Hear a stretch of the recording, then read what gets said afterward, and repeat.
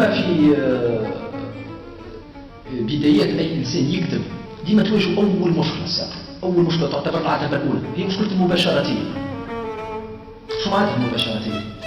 معناتها انت تعاود تجيب لي كلام ما فيه حتى صله بالشعر. فهمتني؟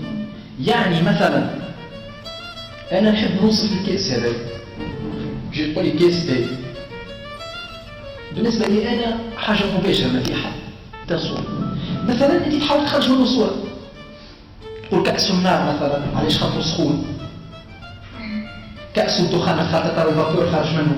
هذيك بديت تنتقل الى طور الشعر، انه كلامك بدا ياخذ في منحى الشعري ويدخل هنا مفهوم الصوره، الصوره الشعريه تتعرف. مثلا لقيت مثلا عملت مثلا يمكن حتى عملها في الوفاق الرائي في النقطه هذيك، قلت تريد ان تريد.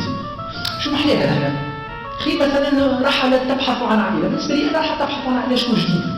مثلا كي تقول رحلت مثلا تقول في عروض عائله مثلا تقول رحلت تبحث عن حضن لها.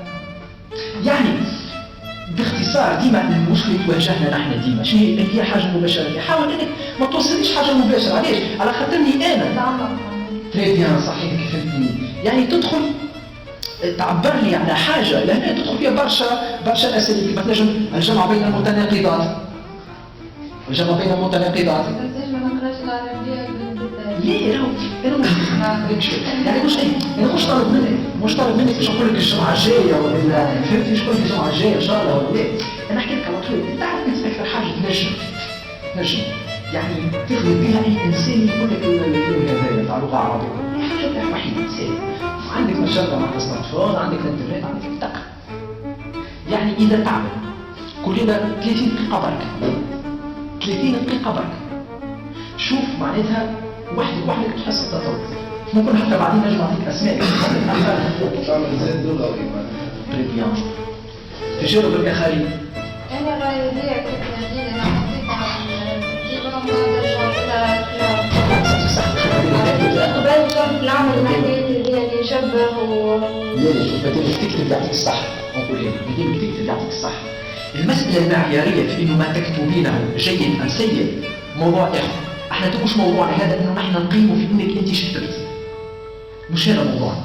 موضوعنا انت بدونك انت تكتب. قلت لي راني انا ما عنديش برشا اللي يكتب فهمتني.